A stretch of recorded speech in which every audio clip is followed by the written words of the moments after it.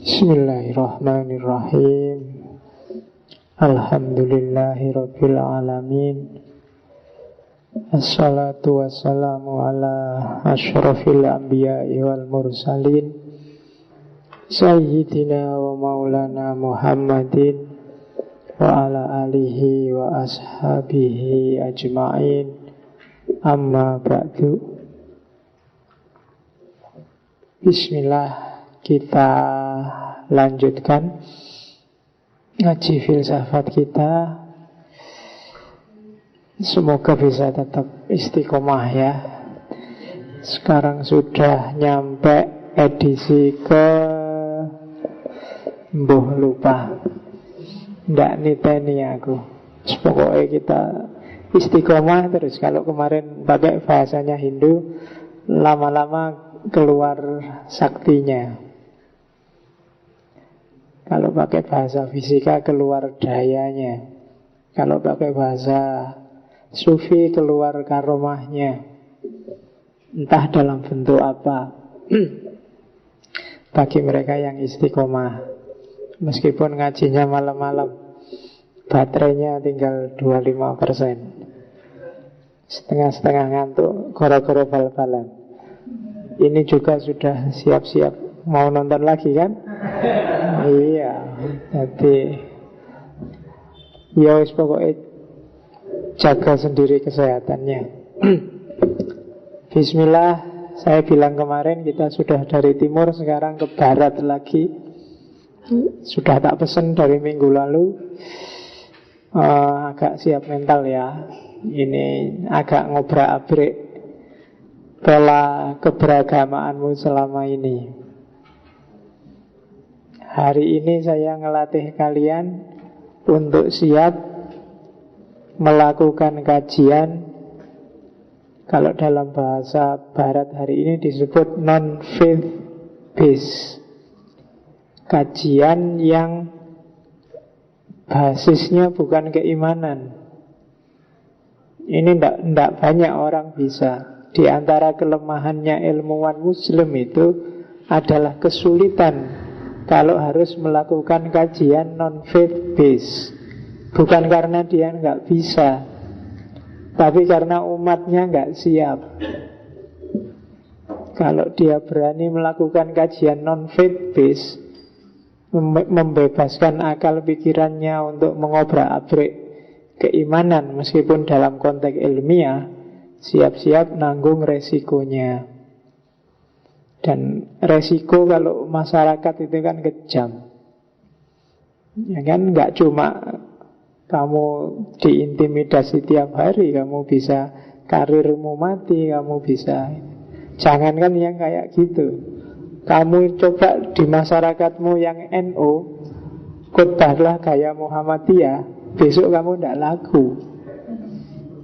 Oh itu bukan, itu belum non-faith based itu baru beda aliran. Kamu cuma ngomong, ya ndak, si A ada benernya juga. Oh itu alamat kamu. Mungkin ini mesti sudah terkontaminasi si A, mesti gitu. Kalau saya di rumah agak, kalau ceramah apa khotbah agak bau-bau rasional, Muhammadiyah gitu mesti. Ada yang bilang. Dan itu masyarakat. Maka tugas berat kita sebenarnya setelah dirimu merasa punya bekal, sebenarnya nggak semata-mata bangun karir, tapi mengabdikan ilmumu untuk mencerdaskan masyarakat. Kalau kamu putus asa dengan yang tua-tua, garaplah yang muda-muda. Wis ben sing tuwa dinteni wae. Karena susah, garap orang tua-tua susah. Orang yang sudah jadi itu susah, apalagi 40 ke atas itu susah. Biarkan sak senengnya, izinkan mereka menikmati hidupnya. Nah, garaplah yang muda-muda. Mungkin mulai TPA, mulai PAUD, dibangun mentalitas yang bagus. Kalian ngerti sendirilah mentalitas yang bagus itu kayak apa. Maka kalian tak naikkan kelas sedikit, tidak cuma berhadapan dengan aliran, tapi berhadapan dengan isu-isu besar. Karena hari ini ateisme itu bukan lagi isu kuno, tapi isu aktual. Mulai banyak lagi filosof dan ilmuwan barat yang menerbitkan buku, nulis-nulis buku yang baunya ateis. Bahkan hampir semua kritikus agama, saya nggak ngomong semua ya, hampir semua kritikus agama itu bilang saya adalah seorang agnostik. Termasuk kemarin yang tak jadiin disertasi itu. Karena kebetulan kemarin saya bergaul dengan banyak sekali orang yang gayanya ini. Maka malam ini tak jadiin tema pertama ketika kita kembali ke barat. Tak bagi 3. Mungkin malam ini ateis, minggu depan mungkin yang agnostik, minggu depannya lagi saya ingin ngomong teodisi. Teodisi itu orang yang tidak percaya Tuhan karena dianggapnya dunia ini rusak, banyak kejahatan, banyak kekacauan. Di mana Tuhan? Nah, itu teodisi. Kamu kan sering gugat kayak gitu. Di Nepal ada gempa sedahsyat itu. Meskipun kamu menampilkan foto, masjidnya selamat. Mending orangnya yang selamat, tidak apa-apa masjidnya roboh. Ya kan, kamu kok bangga masjidnya selamat. 5.000 orang selamat, alhamdulillah, daripada masjid tidak sing selamat. Pasar Johar kebakar sedahsyat itu, Quran selamat. Mbok mending Qurannya beberapa agak nggak selamat, tapi kios-kiosnya selamat, ya mending kiosnya. Ya kan, kamu mikirnya kok kualik. Oke, itu nanti kita ketemu di teodisi. Malam ini kita belajar pelan-pelan aja, nggak usah yang dahsyat-dahsyat. Ini semacam pengantar ateisme. Biar kalau ada orang ngomong ateis-ateis itu apa, ya ngertilah. Kan, iya, karena sekarang kan kadang-kadang kamu banyak loh di sekelilingmu 1-2 mahasiswa yang gaya pakai istilah ini. Saya ateis saja Pak. Saya kafir liberal. Nah,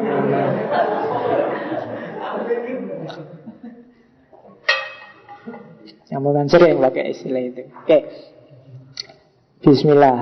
Kita lihat yang pertama apa? Istilah.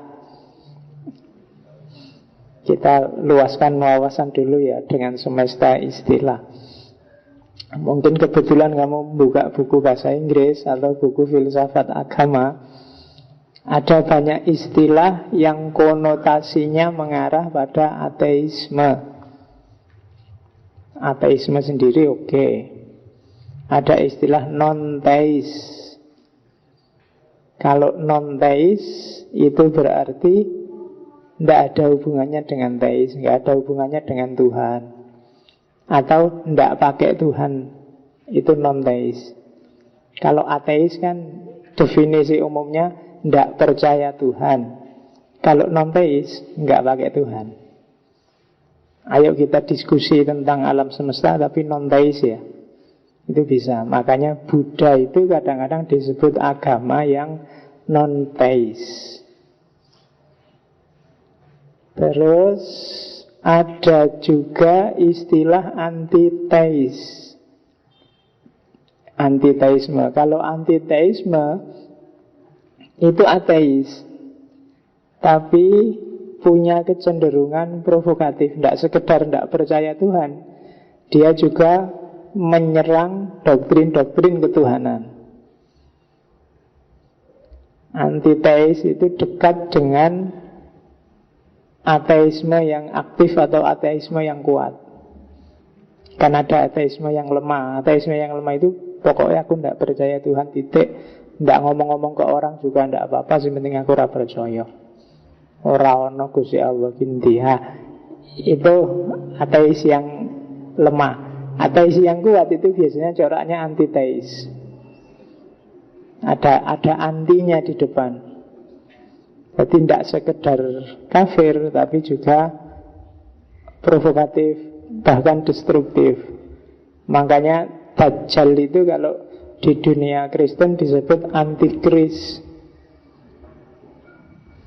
antikristus, anti Mesaya. Oke, itu antiteis. Jadi dibedain ya kalau pakai istilah. Kalau yang ateis itu yang tidak percaya, titik. Kalau yang non-teis itu yang tidak ada hubungannya, tidak perlu dibahas, sama antiteis. Kalau antiteis ini ya sudah, nah mungkin nyerang, nantang debat, aksinya provokatif, itu antiteis. Terus ada lagi apateis. Ya, apateisme itu beda sama ateis dalam aspek dia praktikal. Nanti ada penjelasan agak panjang. Jadi pragmatis ateisme itu namanya apateis. Ateisme praktis itu namanya apateis. Misalnya kamu ngakunya percaya sama Allah, tapi kamu juga maling, kamu juga Quran aja dikorupsi, kamu juga, itu apateis. Orang haji aja duitnya dihabisin, dikorupsi buat haji, bagi-bagi buat keluarganya. Itu kalau pakai teori ini namanya apateis. Batinnya sih ngaku percaya Tuhan, tapi perilakunya enggak. Hari ini kan banyak orang jenis itu. Percaya, sahabat sih percaya, Allah ada sih Pak percaya, tapi kelakuannya ngalang-ngalai yang kafir, ngalang-ngalai yang murtad. Itu apateis, practical atheism. Ada agnosticism. Agnosticism itu agak gandeng sama antiteism. Cuma agnosticism itu sifatnya skeptis, tidak percaya orang bisa ketemu Tuhan dengan akalnya, tidak percaya orang bisa memahami Tuhan pakai akalnya, tidak percaya orang bisa ngerti tentang Tuhan. Itu agnostik. Akal tidak akan mampu memahami Tuhan, manusia tidak akan bisa menangkap Tuhan. Jadi ya, nah itu agnostik. Sifatnya cenderung epistemologis. Kalau ateis ini cenderung praksis, cenderung urusan percaya tidak percaya. Tapi kalau agnostik ini urusan pengetahuan yang sifatnya skeptis. Tidak mungkin lah orang bisa memahami Tuhan. Yang kamu sembah itu kan cuma persepsimu, definisimu sendiri-sendiri tentang Tuhan. Itu agnostik. Ada lagi yang nggak pakai A tapi pakai I, ignosticism. Ignosticism ini nanti kita ketemunya dengan positivisme logik. Minggu depan kita ngomong ini agnosticism, termasuk ignosticism. Definisinya adalah non-cognitive theology. Semua yang diomongkan oleh agama, khususnya tentang Tuhan, itu meaningless, nggak ada gunanya, nggak masuk akal. Itu ignosticism. Jadi masih dekat sama agnosticism. Kalau yang bawah-bawah itu istilah-istilah populer yang sering dipakai di buku-buku. Misalnya anti-religion. Anti-religion ini kadang-kadang tidak sama persis dengan ateis. Hari ini banyak orang barat yang punya jargon religion no, spirituality yes.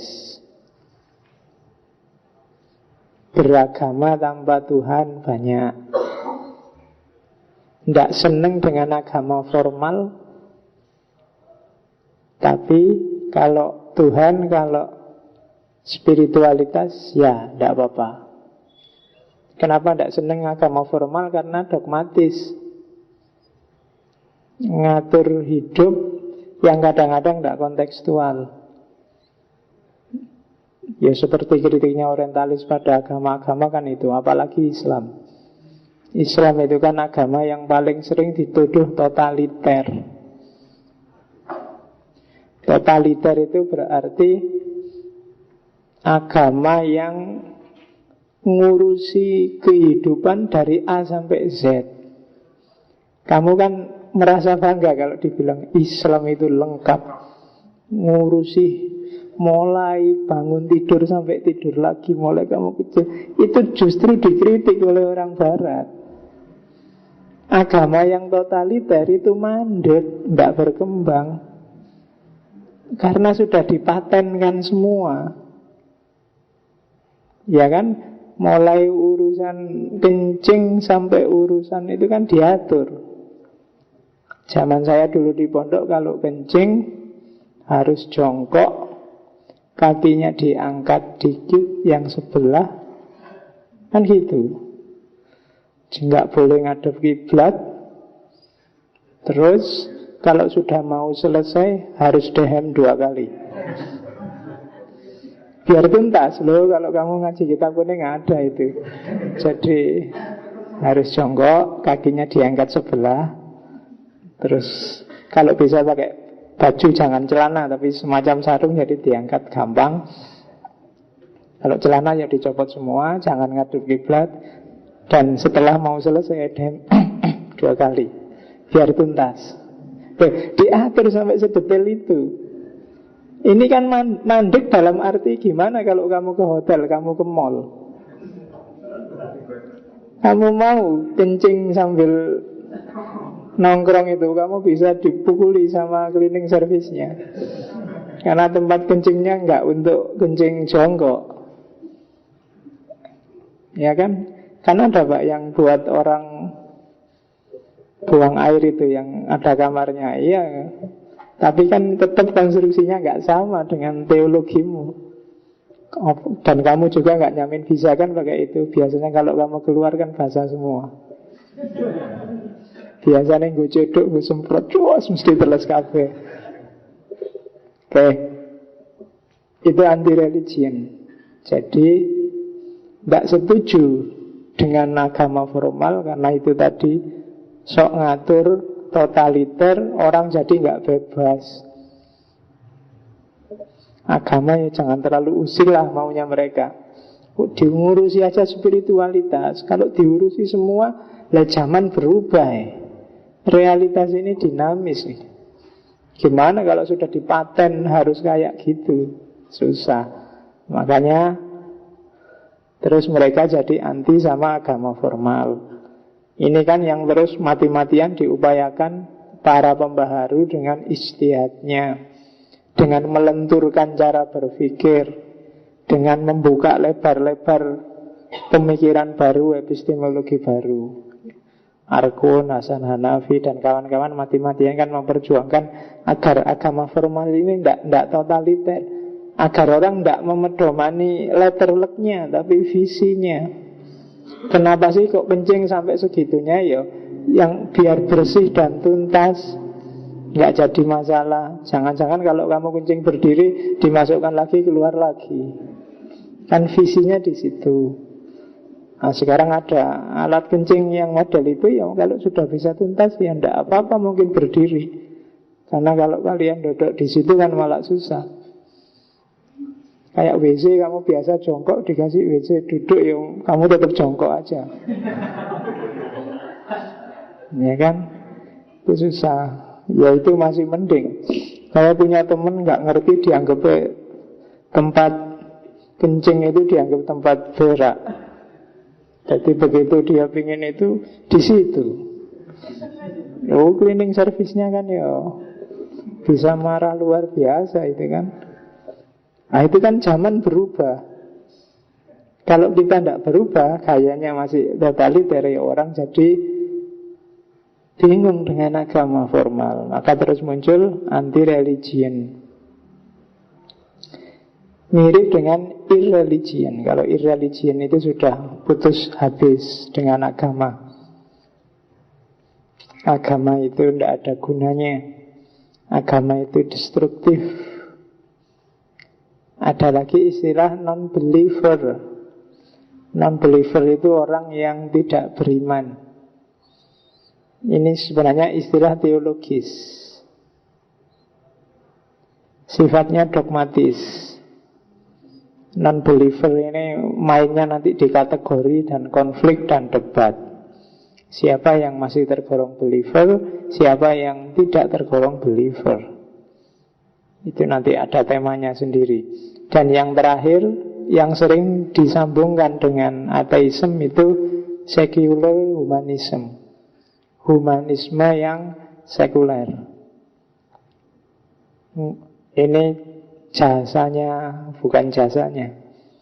Diawali oleh Sartre, existential humanism, yang digabung dengan teorinya Immanuel Kant. Lahirlah secular humanism, humanisme sekuler. Kenapa sih sekuler? Karena sekuler itu kan agama urusan agama, dunia urusan dunia. Sekuler kalau dibiarkan, apalagi diradikalkan, dia pasti akan jadi deistik. Deistik itu percaya sih sama Allah, percaya sih sama Tuhan, cuma Tuhan sekarang tidak ada gunanya. Alam semesta sudah bekerja sesuai aturannya, sudah ada sunatullahnya, sudah ada polanya. Allah sekarang sedang di Lauhil Mahfuz sana, mungkin nggak tahu lagi ngapain, mungkin lagi nongkrong apa nonton sepak bola, pokoknya dia nggak ngurusi dunia, sudah ada sunatullahnya. Itu deisme. Bisa jadi kelanjutannya sekularisme. Deisme lama-lama bisa melahirkan agnostisisme. Ketika Tuhan semakin jauh, semakin disakralkan, orang lama-lama jadi ragu. Apa ya sih Tuhan ini ada benar? Alam semesta ini mungkin dulu nggak dari Tuhan, kok ini ada kebetulan-kebetulan kosmis yang sifatnya evolutif, struggle for the fittest, yang kuat yang menang, dan lahirlah alam ini. Jadi bukan dari Allah sebenarnya, itu bikin-bikinan kita aja. Dari sekuler jadi deis, jadi agnostik, ya nanti ujungnya tetap jadi ateis. Makanya kenapa banyak orang nyuruh hati-hati sama sekularisme. Karena kalau tidak hati-hati, sekularisme di satu titik bagus, nyuruh kita profesional, nggak cengeng, mandiri. Tapi di satu sisi hati-hati memposisikan peran Tuhan. Karena semakin lama dia bisa semakin terpinggirkan, semakin tidak penting. Hari ini kan bisa kamu rasakan sejauh mana Tuhan itu penting. Paling kamu butuh kalau pas lagi ada masalah, ya kan, kalau pas lagi sakit baru ingat Tuhan. Kalau pas lagi mau ujian baru mikir berdoa. Kalau pas lagi selalu begitu. Ndak vital. Nah itu secular humanism, humanisme sekuler. Dan sekarang banyak lembaga-lembaga di barat yang sebenarnya dia ateis, cuma pakai istilah humanisme atau sekularisme. Tokoh-tokohnya biasanya agnostik. Nah, jadi kalau kalian lihat istilah-istilah itu di buku-buku atau di internet, pasti tidak akan jauh konotasinya dengan ateisme. Ini jenisnya yang tak sebut tadi. Secara akademis ada namanya negatif ateis, lawannya positif ateis. Ada strong ateis, lawannya weak ateis. Ada implicit ateis, lawannya explicit ateis. Definisinya sama, tergantung ilmuwannya pakai istilah. Kalau kamu nggak suka dengan istilah itu, pakai istilah sendiri aja. Definisinya sama. Lumayan kan kamu nyumbang istilah badi terkenal. Tapi karepe podo. Loh, kadang-kadang ilmu itu gitu. Kemarin kamu belajar misalnya eksistensialisme, Sartre kah, Heidegger kah, Nietzsche kah, jane karepe padha. Cuma dengan bahasa yang berbeda. Makanya ini tak definisikan sama aja, jan-jane karepe strong, negatif, dan seterusnya. Itu definisinya sebenarnya. Yang satu sekedar tidak percaya. Kalau yang kedua tidak percaya dan punya bukti. Kalau yang satu pokoknya aku tidak percaya Tuhan, titik. Kalau yang satu aku tidak percaya Tuhan, ini loh argumenku. Jadi yang satu bisa menunjukkan buktinya, yang satu hanya diyakini saja. Sama kayak agama sebenarnya, sama kayak teis. Teis juga ada yang positif, ada yang negatif, ada yang strong, ada yang weak. Kamu kan percaya pada Allah, titik. Ada yang pinter, percaya pada Allah dan aku punya buktinya.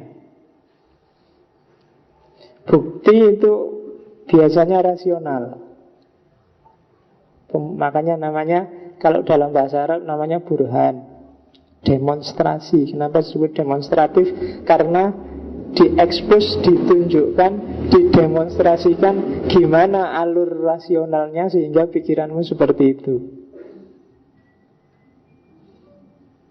Kalau di wilayah ini bukti, di wilayah keimanan ini buktinya tidak boleh kamu bilang aku iman pada Allah, buktinya apa? Quran.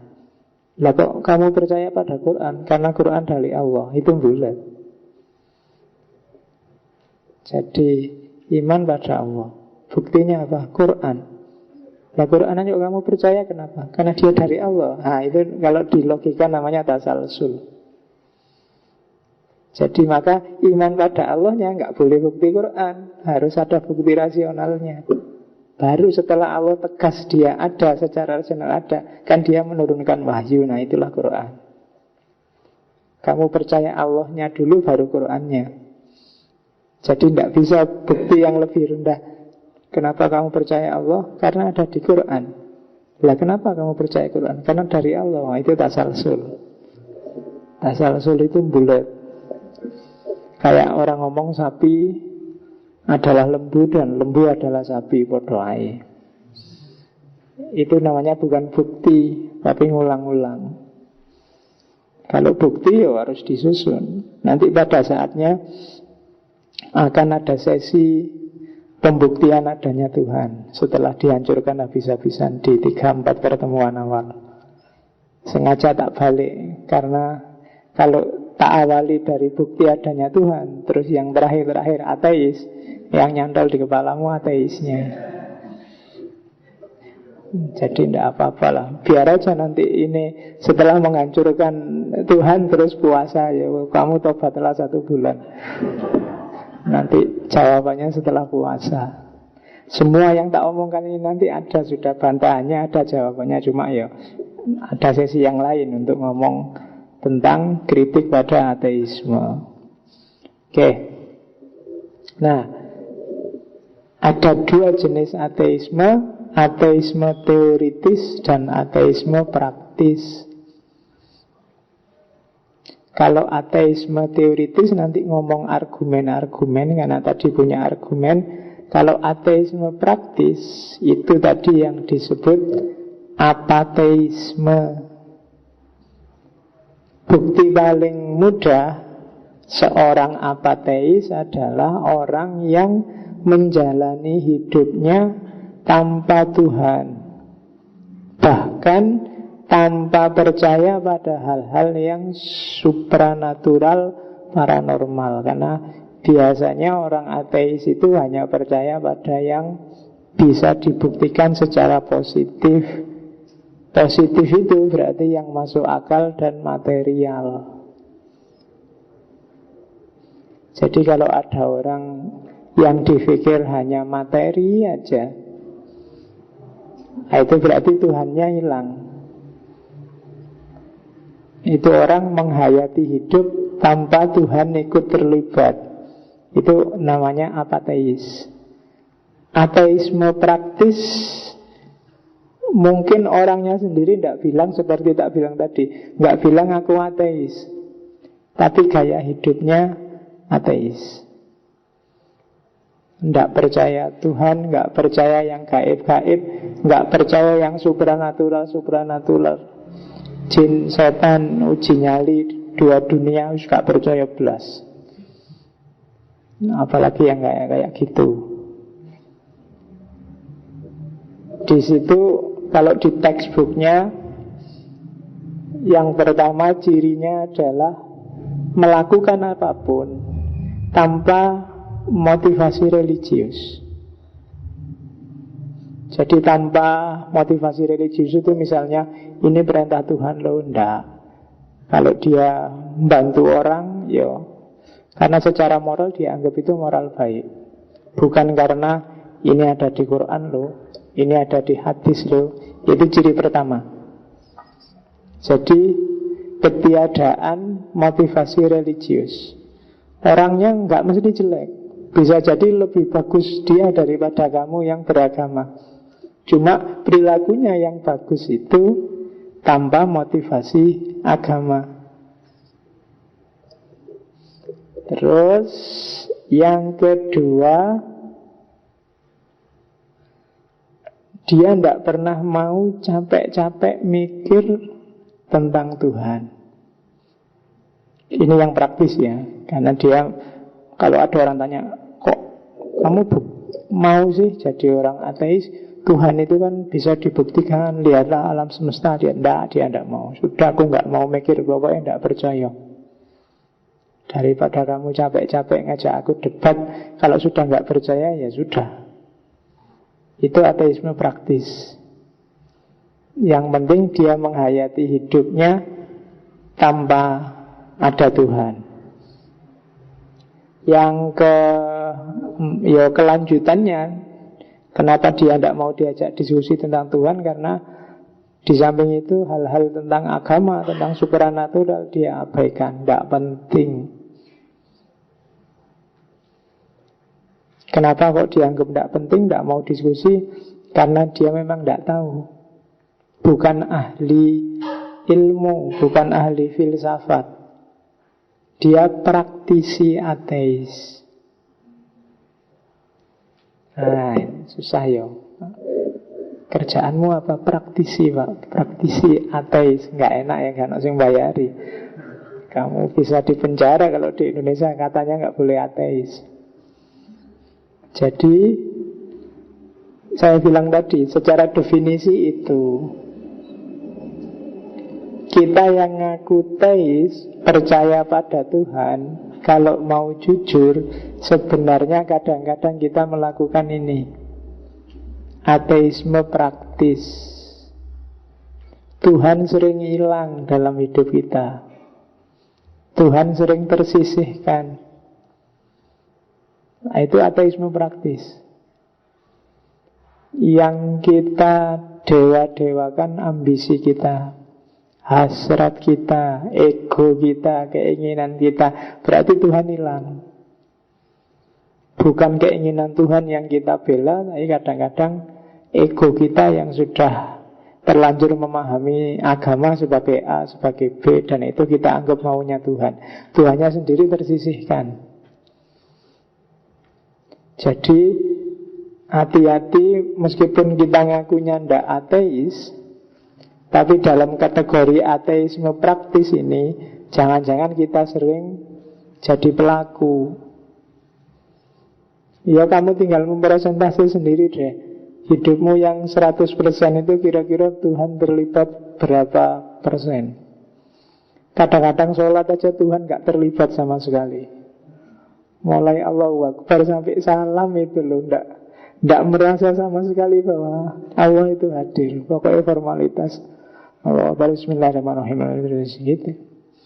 Kamu suara dari luar masih masuk, ada orang ngomong apa juga masih mikir, habis sholat mau tak jawab itu. Aku ngerti, pokoknya. Ya kan? Kadang-kadang kan gitu. TV juga masih kedengeran. Tiba-tiba ingat laptop belum dicas. Allah bahkan dalam sholat aja Allah nggak hadir, apalagi nonton sepak bola. Ya kan? Kalau misalnya Ronaldo mau ngeguling terus nggak jadi, kamu bilang astagfirullah atau bilang apa ya? Ya, asliannya apa astagfirullah? Itu membuktikan Allah hadir apa enggak? Itu makanya hati-hati. Kalau ateisme teoritis pasti enggak, tapi kalau ateisme praktis hati-hati. Jangan-jangan hidup kita bisa lebih 50% ateis. Karena kita sisihkan Allah. Orang yang enggak ateis praktis itu mau minum misalnya, kira-kira Allah ridhonya itu minum gaya apa ya? Nah itu Allah hadir waktu minum. Yuk sekarang aja, yang tadi enggak.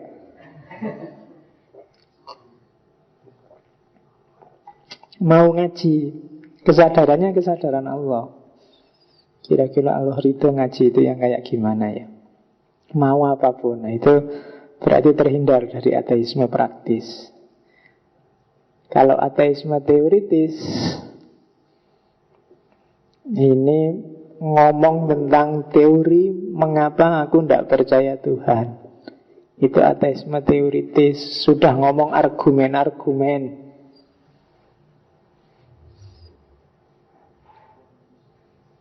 Argumennya ada argumen epistemologis, ada argumen kosmologis, nanti banyak argumennya.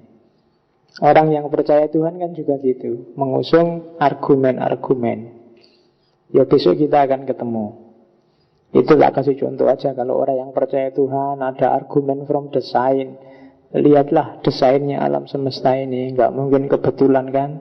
Itu argumen. Atau argumennya Pascal. Pascal yang filosof juga punya argumen, namanya argumen judi, argumen gambling. Iya, kamu percaya Tuhan, kenapa ya gambling aja. Kan gak ada ruginya percaya sama Tuhan. Aku beriman, untung, punya banyak keuntungan, punya teman banyak, punya sifat baik. Seandainya besok mati, kok ternyata Allah gak ada, ya gak apa-apa, aku sudah untung banyak. Kamu yang gak percaya juga gak apa-apa juga kan kalau sudah mati. Tapi kok ternyata Allah itu ada, aku selamat, kamu masuk neraka. Nah itu Pascal. Argumen judi, ateisme teoritis. Kita lihat argumen. Argumen yang pertama adalah yang sering dipakai oleh orang-orang ateis. Ini nanti akan kita mentahkan semua, cuma belum saatnya saya mentahkan, kamu pahami dulu. Biar ngerti dulu. Durung-durung mau coba kritiknya kan tidak enak. Yang pertama adalah argumen imanensi akal, dalam arti kesadaran tiap orang itu sejangkau intelektualitas dan lingkungannya, termasuk tentang Tuhan. Tuhan yang ada di kepalamu dengan Tuhan yang aku pahami mungkin coraknya berbeda, gayanya mungkin beda. Mungkin ada orang, ya biasanya karena saya belajar filsafat, mungkin lebih menekankan Tuhan yang penyayang, maha pengampun. Sementara yang belajar ilmu hukum, ilmu syariah, ilmu fikih, mungkin Tuhan itu maha adil, maha penyiksa. Mulai keliru sidik, sikat mlebu neraka misalnya. Itu kan beda. Yang satu Tuhan yang adil, yang satu Tuhan yang pemaaf. Itu kan konsep kita beda. Dan Tuhan, karena kamu ada filosof, saya lupa namanya, dari Yunani, yang dia bilang Tuhan dalam konsepnya manusia ya mesti sosoknya mirip manusia. Saya tidak tahu, katanya filosof ini. Mungkin Tuhan di versinya kuda ya mungkin ya kayak kuda. Tuhan versinya bebek mungkin ya kayak bebek. Pokoknya bahasanya dia gitu. Tuhan yang ada di kepalamu kan kira-kira misalnya disuruh gambar kan kamu mirip-mirip manusia kan, kayak manusia. Mungkin dulu kamu kecil, sekarang agak takut kalau saya bilang gambar, tapi pasti kamu punya gambaran. Mungkin tinggi, besar, punya jenggot, pakai jubah putih di atas, lihat ke bawah, lihat. Mungkin gitu gambaranmu. Seandainya disuruh gambar, meskipun sekarang takut gambar, tapi kan manusia. Malaikat pun ya kamu gambar kayak manusia kan. Kakinya dua, ya punya sayap. Pokoknya sosok utamanya manusia. Bahkan iblis, setan, jin aja kan manusia kan di kepalamu. Meskipun kamu tambahi tanduk, kamu tambahi ekor, tapi kan basis wujudnya manusia. Kenapa? Ya itu akalmu kalau katanya David Hume. Yang bisa kamu lakukan kan cuma menggabung-gabungkan ide-ide yang ada di kepalamu, gagasan-gagasan yang ada di kepalamu. Itu yang dijadiin argumen pertama oleh orang ateis. Lain Tuhan yang beda-beda kayak gitu ya berarti tidak jelas kan, berarti Tuhan itu kayak gimana. Lah kok kamu sembah? Nah, itu yang pertama dikritik oleh orang-orang ateis. Yang kedua, teori agnostisismenya Immanuel Kant. Immanuel Kant kan dikenal sebagai filosof yang bilang bahwa agama tidak akan bisa ketemu sama filsafat, sama ilmu. Agama punya jalur sendiri. Agama adalah sesuatu yang berbeda.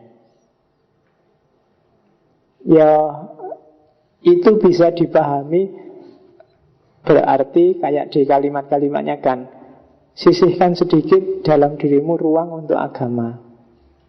Tapi nama lain dari kalimat ini adalah berarti agama adalah sesuatu yang gak bisa dipahami manusia. Dan cara berpikir model Kant ini nanti ketemunya di agnostisisme. Sebenarnya kan pingin secara simpel bilang agama itu urusan percaya tidak percaya, titik. Tapi bagi para filosof, bagi para pengkaji agama kan nggak bisa kalau cuma di stop. Pokoknya percaya apa ora percaya ya wis, percaya ya wis. Dia ingin masuk lebih dalam pasti. Kalau modelnya kan berarti memang benar. Agama itu tidak bisa dipahami manusia, tidak bisa diakses secara ilmiah, secara filosofis. Maka jadilah kalau gitu sesuatu yang nggak bisa kita pahami lah kok kita sembah. Sesuatu yang tidak bisa kita akses kok kita minta tolong untuk keselamatan hidup kita. Tidak cuma di dunia tapi nyampe akhirat. Itu argumen kedua. Oke, semoga rekamannya nggak potong-potong ya. Kalau potong-potong orang salah paham dengerinnya. Kamu juga jangan ngantuk. Nanti ngantuk, nangkepnya salah, kamu ceramahnya nggak lengkap. Terus yang nomor 4, skeptisismenya David Hume. Nanti yang dikenal sebagai teologi natural. Basisnya memang empirisisme yang cenderung material. Jadi tidak percaya sesuatu yang tidak bisa diakses secara empiris. Kalau ada sesuatu tidak bisa diakses secara empiris, kok dianggap ada, itu pasti permainan akal. Manusia sendiri yang memproyeksikan, yang bikin-bikin. Kalau enggak malah ngarang. Termasuk apa wis yang kamu anggap enggak ada barangnya, rasa sakit kah, apa kah, itu kan ada manifestasi fisiknya pasti. Kalau enggak, orang kan enggak percaya. Dipukul misalnya, sakit, itu kan ada manifestasi, mungkin merah kah, mungkin ada suaranya ploak, mungkin ada, itu kan manifestasi fisik. Dan itu menunjukkan adanya rasa sakit. Kalau nggak ada itunya, ya skeptis. Bisa ya, bisa enggak. Perlu bukti yang lebih kuat. Makanya katanya David Hume, ya kebanyakan agama itu hampir semuanya isinya kan hal-hal gaib. Kalau enggak gagasan tunggal, ya gagasan kompleks, seperti tak bilang tadi. Jadi cara berpikir yang menggabung-gabungkan ide lama yang sudah ada, termasuk tentang hal-hal yang sifatnya eskatologis, gaib, jin, setan, kan gitu. Setan itu kan di kepalamu selalu ada tanduknya, terus giginya ada siungnya, karena kamu anggap setengah hantu, matanya merah. Terus itu kan gagasan-gagasan tentang apa yang kamu gabung jadi satu, lahirlah wujudnya setan. Gondorwo misalnya, pokoknya Gondorwo ya tinggi, besar, bulunya panjang. Itu kalau kamu cermati nanti lahirnya gagasan kompleks. Kalau David Hume ada gagasan tertentu yang digabung-gabung jadi satu, lahirlah satu entitas. Kolam susu, itu kan gagasan tentang kolam plus gagasan tentang susu digabung. Di bumi ini hanya zaman dulu ada kolam susu, sekarang mungkin tidak ada. Kolam madu apalagi, di Arab aja nggak ada, adanya di surga. Itu kan gagasan kompleks. Sirotol mustaqim, seperti rambut yang dibelah 7. Itu kan gagasan tentang rambut sama gagasan tentang membelah-belah, digabung jadi kalau rambut dibelah 7 dahsyat mungkin ya, apalagi tajamnya ngalah-ngalahi. Itu kan gagasan kompleks katanya David Hume. Malaikat yang kamu bilang tadi pakai jubah, jubahnya warna putih, pakai sayap, terus di kepalanya ada lingkarannya. Kenapa di kepalanya ada lingkarannya? Untuk menunjukkan beda alam, Pak. Kayak orang mati. Kok pakai sayap? Karena katanya bisa mengitari bumi dalam waktu sekian detik, bisa memutari bumi. Kalau mengitari bumi kan harus terbang, Pak. Kalau jalan kaki enggak mungkin, Pak. Untuk bisa terbang kan harus punya sayap, Pak. Itu David Hume, gagasan kompleks yang bermain. Termasuk juga mungkin pikiran-pikiranmu tentang eskatologi, surga, neraka. Isinya surga sekarang mungkin kayak hotel bintang 5, ada spring bed terbaik, pelayan-pelayannya luar biasa, ada kayak gitu kan gambarannya. Kalau di neraka ya semua lah tukang ada di sana, mulai dari palu, gergaji, lenggis, apalagi rantai, sono-kono kabeh. Itu lah barang sini semua kamu impor ke sana. Iya kan? Oke, itu David Hume, argumennya orang ateis keempat. Yang kelima, argumen epistemologisnya orang ateis adalah agnosticism. Semua katanya orang positivisme logik, saya bilang tadi, ini akan kita bahas agak serius minggu depan. Semua istilah-istilah yang ada hubungannya dengan Tuhan, itu kalau katanya positivisme logik itu meaningless. Meaningless itu tidak bisa dijelaskan. Tuhan itu maha bijaksana. Susah menjelaskan maha bijaksana itu gimana ya. Atau maha, semua kan dikasih maha kalau Tuhan. Maha baik, maha baik aja kan sudah luar biasa. Baik 100% misalnya, itu spol wis.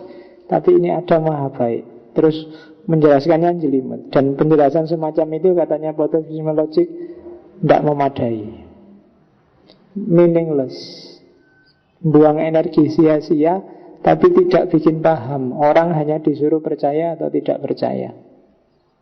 Dan setiap orang memahaminya sesuai gambarannya sendiri-sendiri. Nah, itu argumennya positivisme logik secara epistemologi.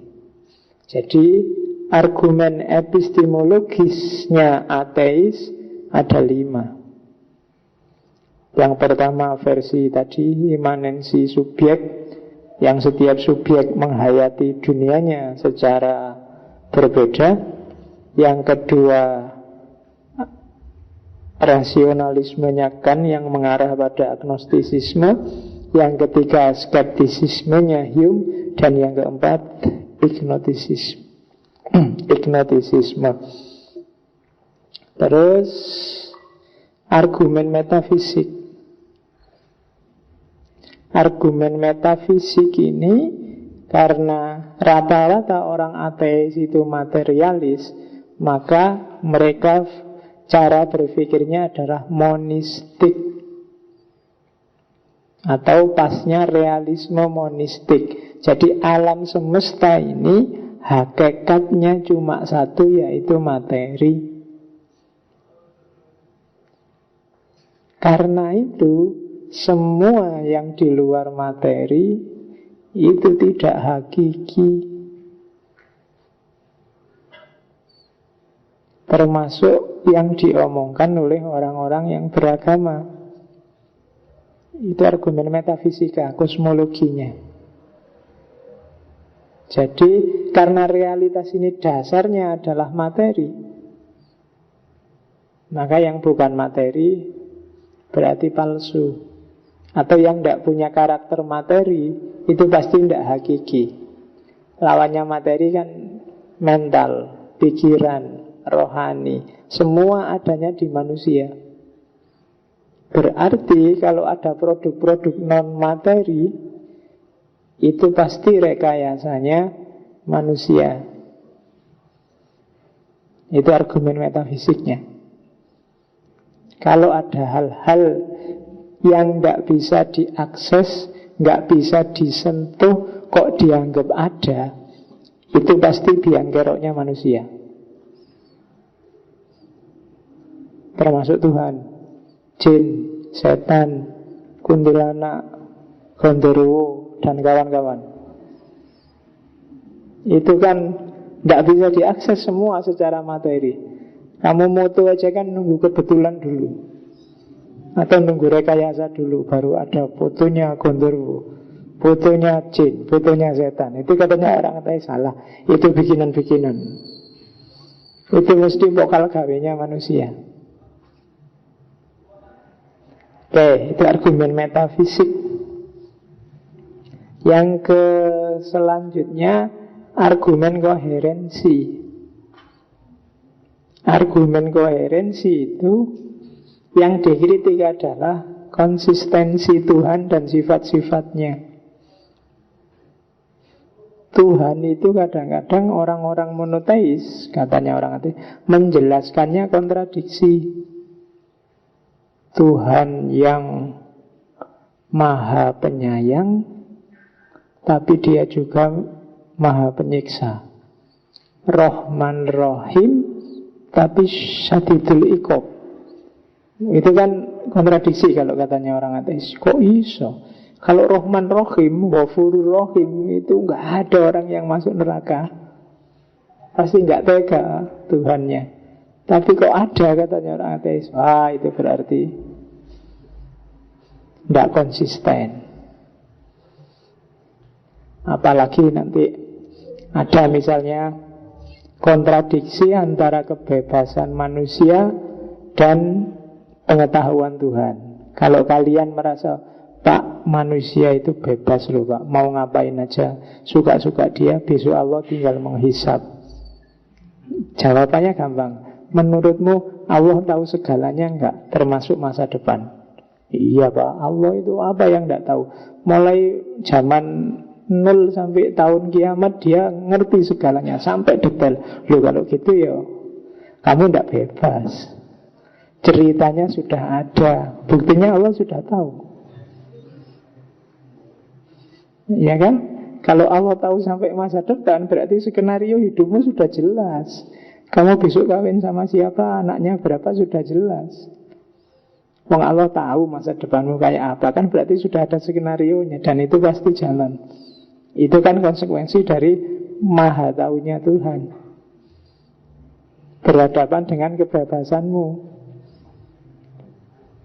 Belum lagi kayak yang dibahas di kitabnya Ibnu Rus itu, panjang lebar itu,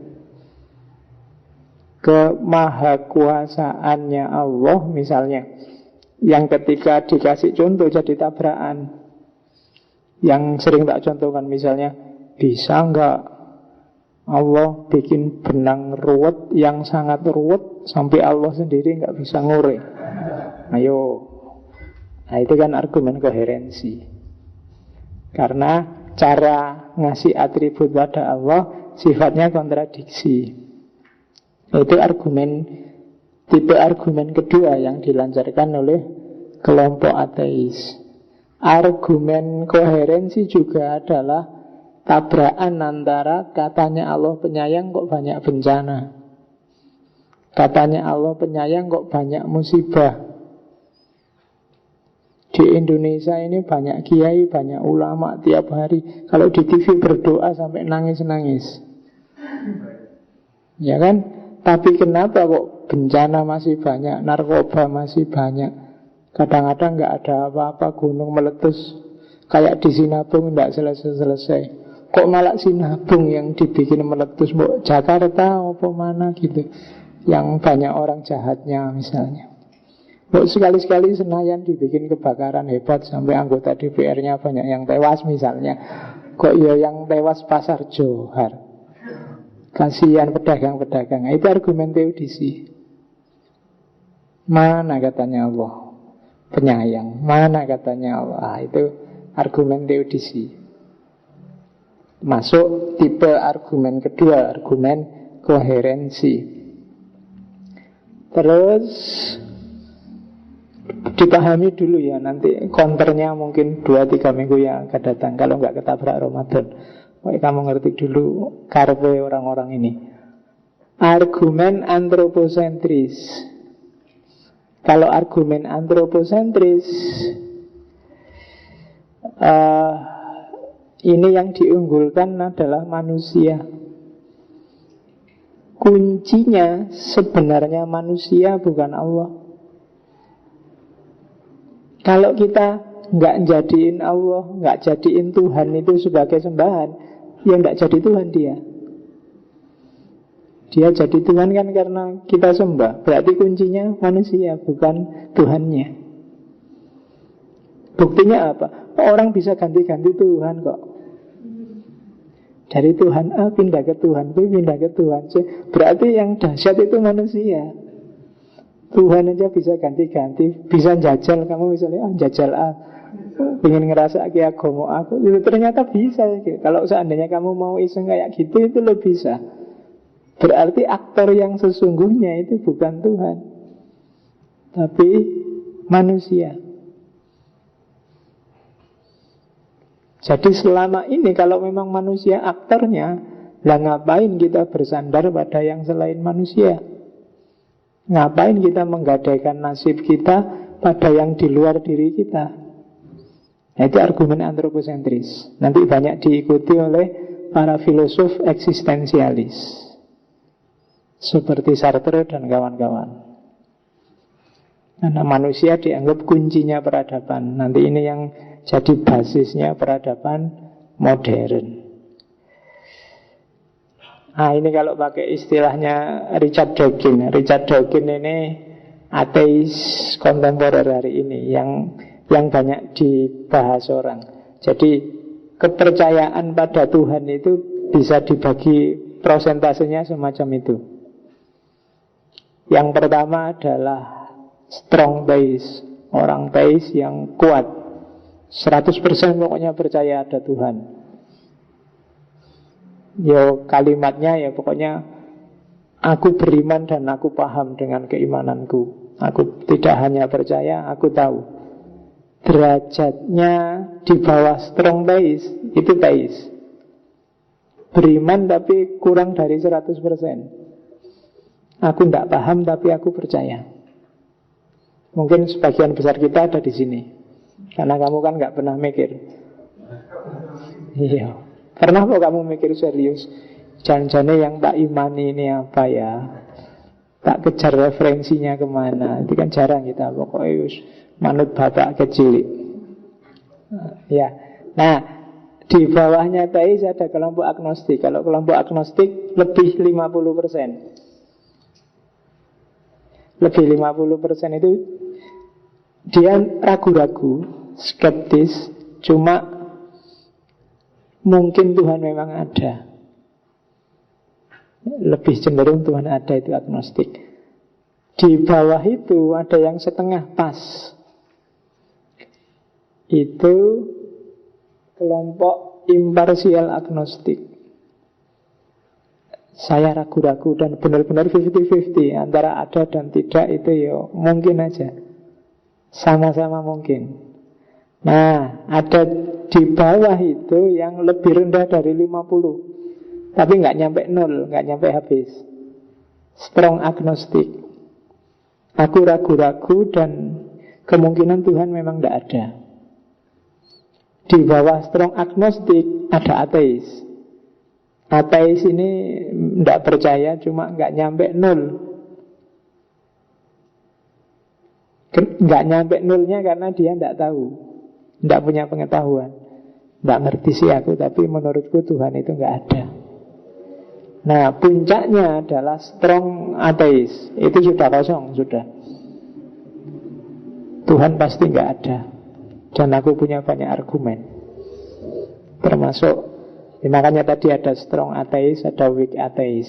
Yang weak ateis, yang ateis biasa itu. Nah, itu formulanya Richard Dawkins yang nulis God Delusion. Buku paketnya ateis kontemporer. Sekarang kita lihat sebentar 5 orang pembunuh Tuhan yang luar biasa. Orang inilah, 5 orang inilah nanti yang menginspirasi banyak filosof selanjutnya untuk jadi ateis, termasuk Heidegger, termasuk Foucault, termasuk Derrida dan kawan-kawan. Jadi bagi yang berminat, iya, 5 orang pembunuh Tuhan. Yang pertama Feuerbach. Feuerbach ini inspirator. Dia dikenal sebagai bapak ateisme modern. Jadi kalau katanya Feuerbach, selama ini kan di agama-agama kita nganggapnya bahwa kita ini buah pikirannya Tuhan, kun fayakun, atau emanasi. Tuhan mikir terus melimpah. Katanya Feuerbach, kualik. Justru Tuhan itu buah pikiran kita. Kenapa begitu? Nah, ini ada. Katanya Feuerbach, gini loh, manusia itu punya karakter. Kalau dia menghasilkan sesuatu, pasti pingin sempurna. Kamu pingin nulis, itu kan karepmu lahir tulisan terbaik, meskipun hasilnya jelek. Yang penting karepmu kan yang terbaik. Kalau kamu masak juga pingin melahirkan masakan paling enak. Kalau kamu bikin teh, pingin melahirkan teh paling dahsyat. Itu cirinya manusia, meskipun hasilnya biasa-biasa aja. Nah, berpikir juga begitu. Manusia berpikir itu juga hasil pikirannya pinginnya pol, dahsyat. Kebaikan juga pingin kebaikan yang puncak. Mikir tentang kebaikan yang puncak. Mikir tentang kasih sayang yang puncak. Mikir pokoknya lama-lama berpikir paling bagus, paling baik, paling indah. Yang paling-paling ini terus seolah-olah jadi sosok sendiri. Padahal itu semua sifat-sifat karakter yang tiap hari kita geluti. Jadi itu semua proyeksi dari kita sendiri. Jadi manusia yang sifat-sifat baik, baik paling pol kayak gimana, sayang paling pol kayak gimana, kreatif paling pol kayak gimana. Lahirlah proyeksi gambaran yang dipolkan sendiri, dipuncakkan sendiri, dan lama-lama dia menjelma Tuhan. Ciptaan pikirannya sangat sempurna sampai akhirnya menungso wedi dhewe. Wah, ini mesti ada zat yang kayak anak kecil itu loh. Jane nggak ada apa-apa, tapi terus, ini gelap ya. Jangan-jangan ada hantunya, jangan-jangan ada genderuwonya. Meskipun nggak ada apa-apa, dia masuk ke dapur sudah sambil deg-degan, sambil gemeteran. Apa sih yang bikin dia gemeter? Bayangannya sendiri. Genderuwonya nggak ada, hantunya nggak ada. Yang bikin dia gemeter bayangannya sendiri, proyeksinya sendiri. Kayak kamu mau ngadep dosen misalnya, itu kan kamu kadang-kadang deg-degan, mikir gimana ya, aku naik skripsi kok dimarahi kalau dikasih catatan. Itu kan kamu deg-degan duluan. Yang bikin deg-degan kan bukan dosen itu, tapi gambaranmu tentang jangan-jangan dosen itu marah, dosen itu kritis. Hal yang sama terjadi dengan manusia tadi yang memproyeksikan sesuatu yang paling baik, sesuatu yang paling tinggi. Lama-lama dianggap punya eksistensi sendiri, terus dia takut sendiri, dan akhirnya disembah.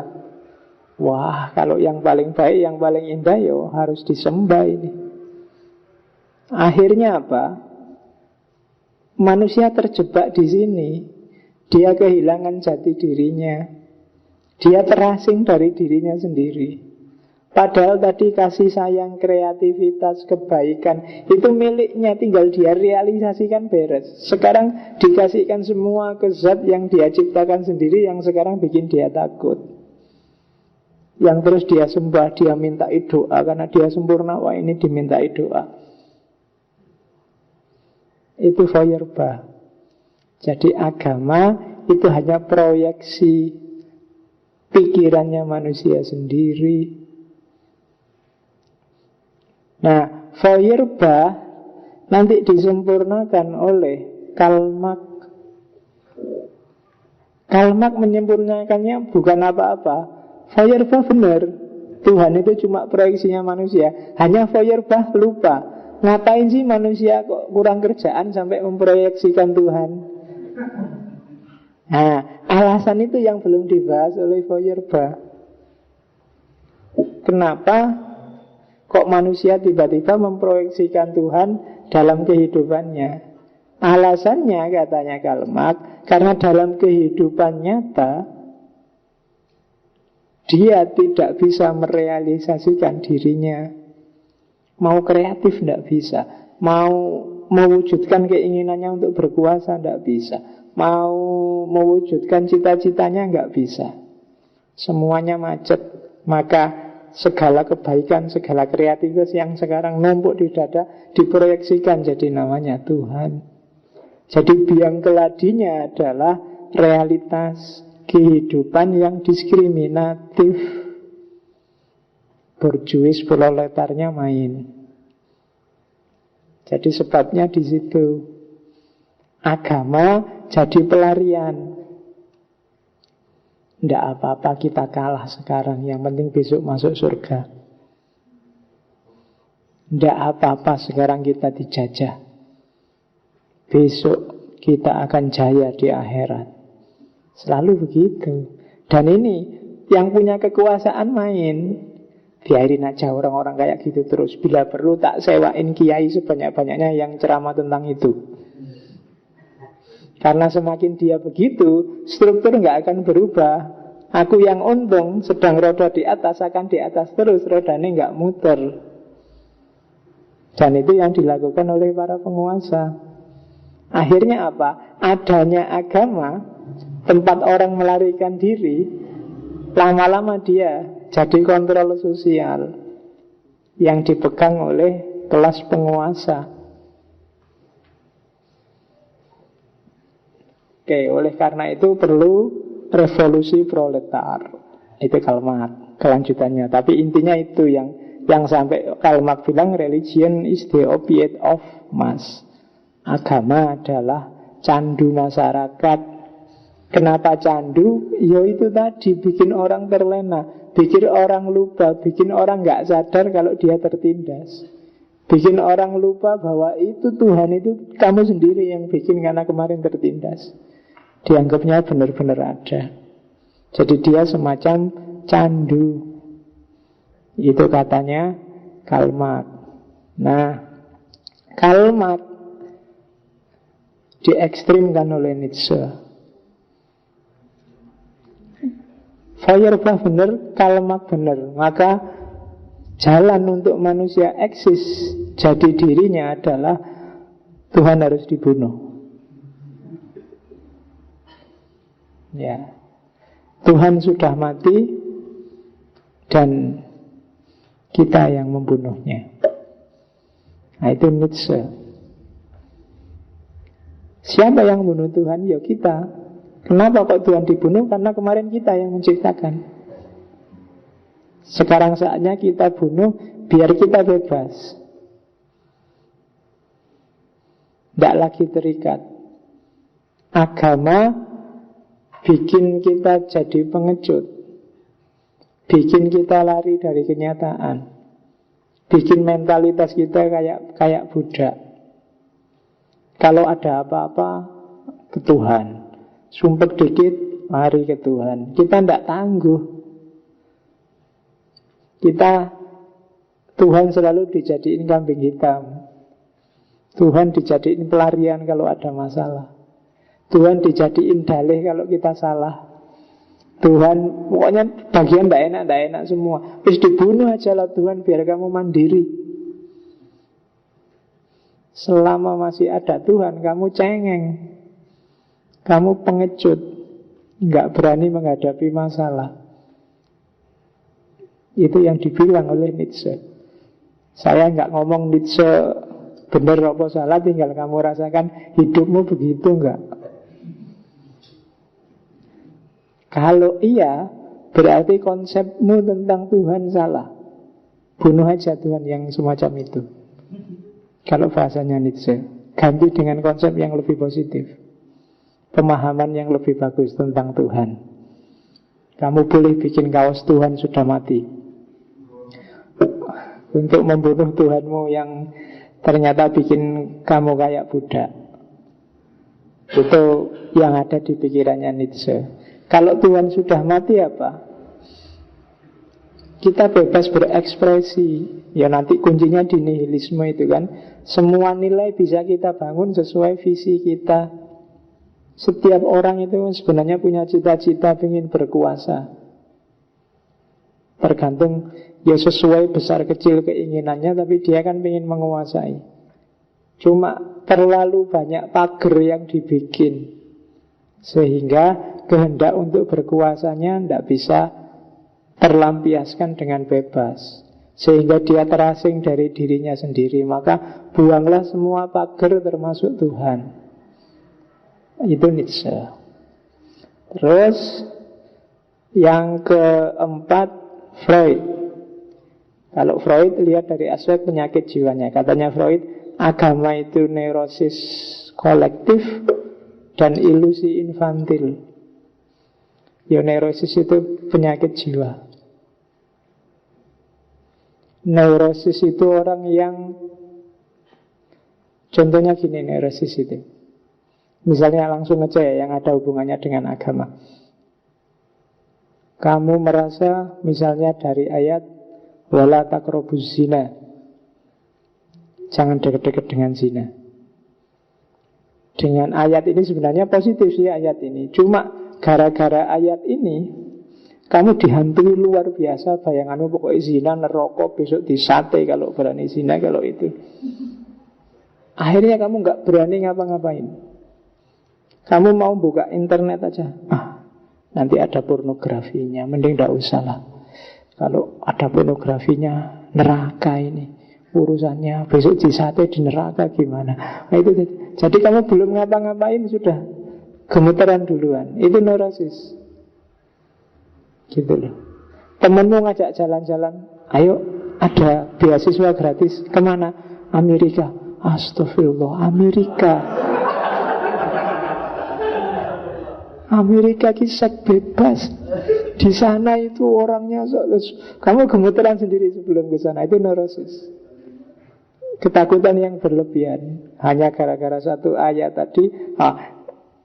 Itu neurosis. Agama kan sering nyetir kamu jadi kayak gitu.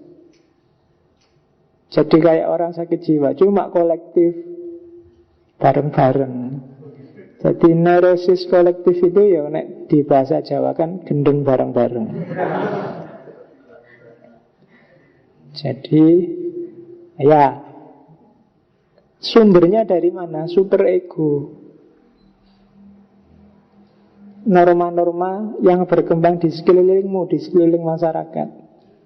Super ego itu awalnya ya kalau bahasanya Freud, pembatinan norma-norma ayah. Maksudnya pembatinan lingkungan sekelilingmu.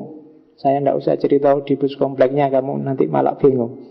Jadi kamu hidup itu kan di-pressure dengan jutaan aturan yang namanya super ego. Nggak boleh gini, nggak boleh gitu, nggak boleh gini, kan gitu. Misalnya kamu mau ke Jogja aja, ibumu pesennya bisa banyak. Awas ya Le, jangan keluar malam. Ibu itu kroso loh kalau kamu macam-macam di Jogja itu. Oh itu kan sudah, kamu terpenjara sudah begitu di sini. Mau ngapa-ngapain Pak, keluar malam mau beli di angkringan aja, wah ini ibuku jangan-jangan kroso, ini tidak jadilah. Kamu gak berani benar keluar malam gara-gara pesannya ibumu tadi. Pembatinan norma. Kamu jadi kayak orang sakit jiwa, rasionalitasnya macet. Yang kedua, ilusi infantil. Ilusi kayak anak kecil. Di mana sih ilusi kayak anak kecilnya?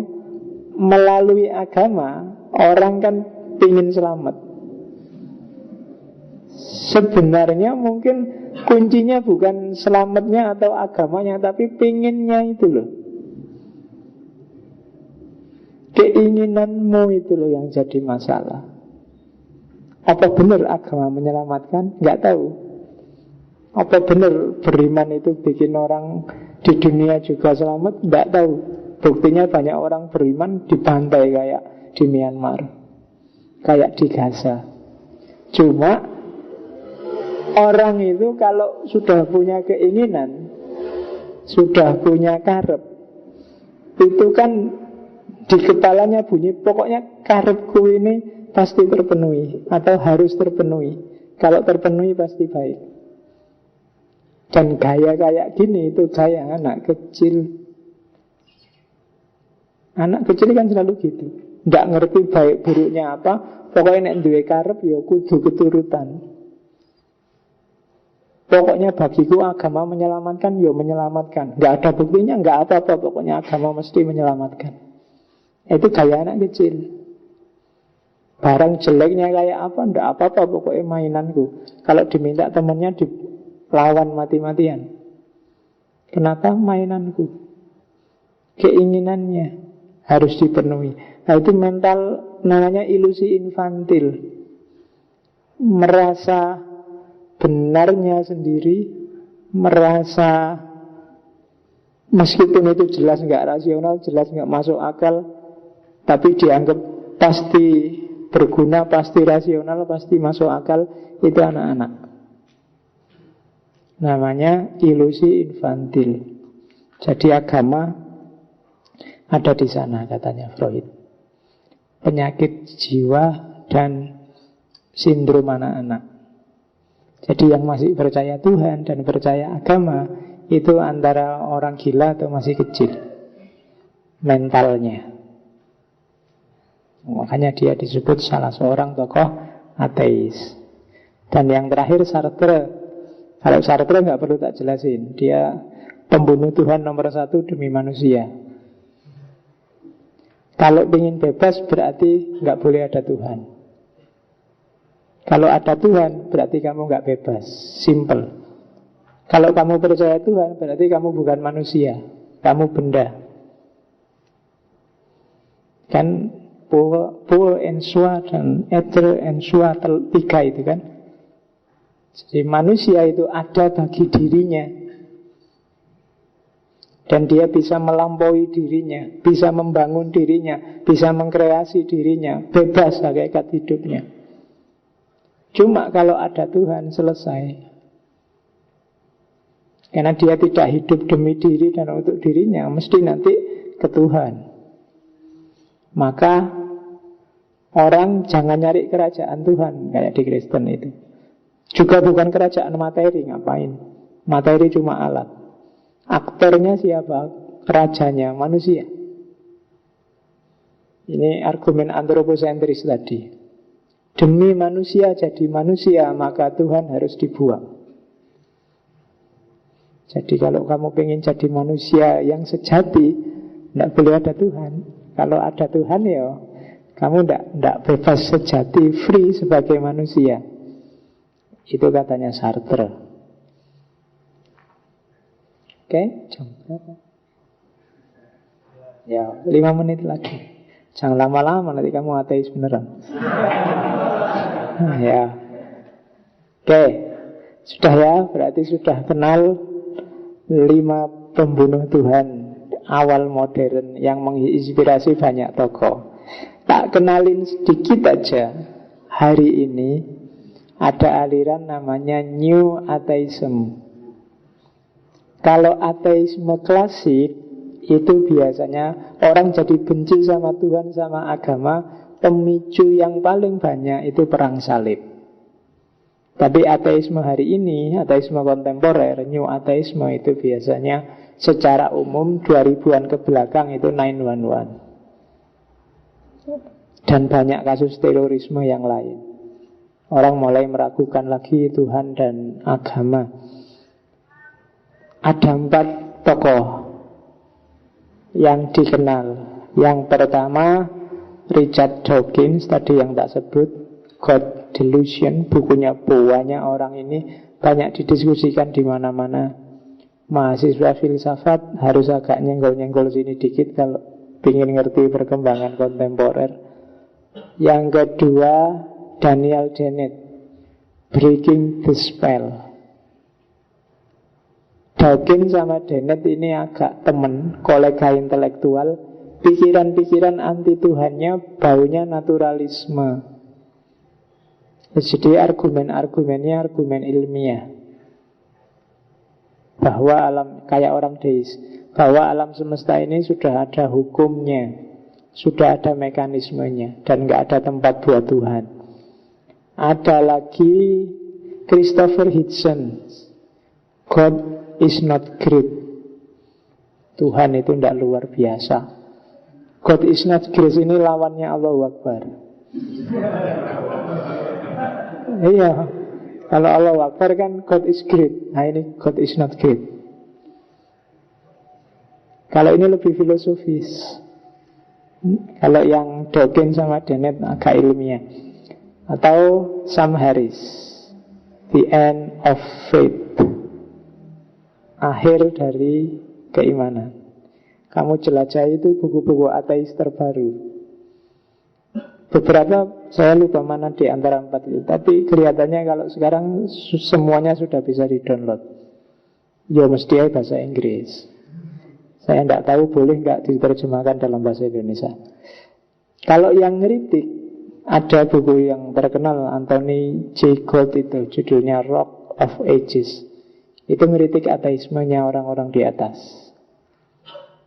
Yo, namanya dunia ilmiah yang ngeritik nanti bisa dibalas lagi oleh orang-orang itu, ada kritiknya lagi. Biasa. Jadi itu kajian baru New Atheism. Tapi tipe argumennya tidak jauh berbeda. Mirip-mirip antara ateis lama sama ateis baru. Muaranya tetap apa yo sih Tuhan itu ada.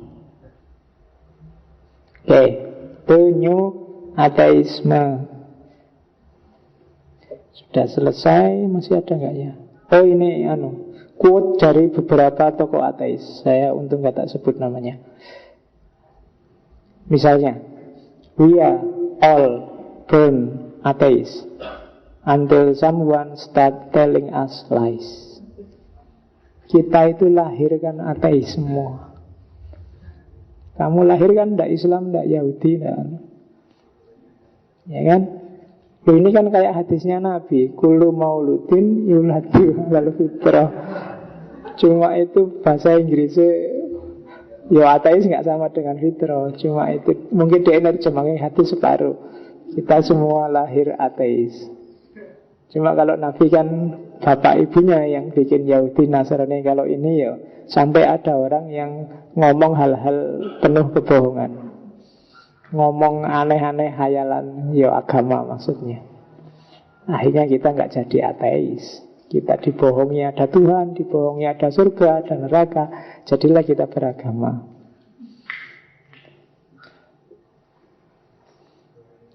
Prayer, helping people feel better about doing nothing. Doa itu membantu kita merasa lebih baik meskipun nggak ngapa-ngapain. Jadi ini ateis juga. Katanya dia manfaat, itu bahasa lainnya, manfaat doa paling dahsyat adalah menjustifikasi orang malas. Ya kan? Kalau ada apa-apa, berdoa saja pada Tuhan. Kita doakan saja. Saya nggak bisa bantu apa-apa, cuma bantu doa. Itu doa itu jenisnya ngono kuwi. Jadi prayer helping people feel better about doing nothing. Jadi orang lakoni apa-apa, tapi biar kelihatan kayak melakukan sesuatu, itu biasanya jalan keluarnya doa. Kita doakan saja. Uangmu sudah habis ya? Ya tak doain semoga segera dapat kiriman. Loh itu kan cuma doa. Coba action. Kamu kasih utangan kan beres. Tapi kan enggak, kamu doa. Padahal kamu tidak mau ngutangi. Kan gitu. Doing nothing.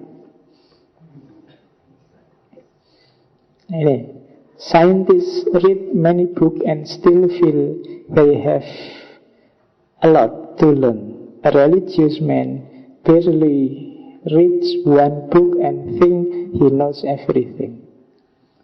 Ilmuwan itu membaca banyak buku dan tetap merasa dia banyak tidak tahu dan harus banyak belajar lagi.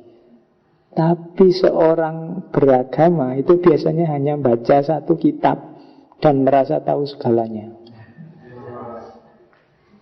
Merasa tahu dunia seisinya hanya dengan satu buku.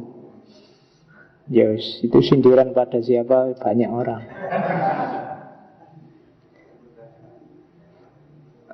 Ini terakhir, Hippocrates. Ini agak guyon sebenarnya. Langsung tak Indonesiakan ya. Jadilah seorang komunis sampai kamu kaya. Kalau sudah kaya jadi kapitalis. Jadilah feminis sampai kamu menikah. Kalau sudah menikah jangan ngurusi anak, istri, suami. Kalau kamu jadi feminis, kacau rumah tanggamu. Dan terakhir, jadilah ateis sampai kamu naik pesawat terbang dan mau jatuh. Nah, kalau kamu naik pesawat terbang terus mau jatuh, baru tobatlah ya, baru percaya sama Tuhan. Jadi jadilah ateis sampai kamu naik pesawat dan mau jatuh. Hippocrates. Oke, saya kira itu untuk ateisme. Saya tidak tahu minggu depan, kalau tidak teodisi ya agnostisisme. Kita pelajari pelan-pelan dunia orang-orang yang mengkritisi Tuhan dan keberagamaan. Segala pertanyaan silahkan dikirim online, Facebook, monggo. Saya kira itu. Wallahul muwaffiq, wallahu a'lam bissawab, wal afu minkum. Wassalamualaikum warahmatullahi wabarakatuh.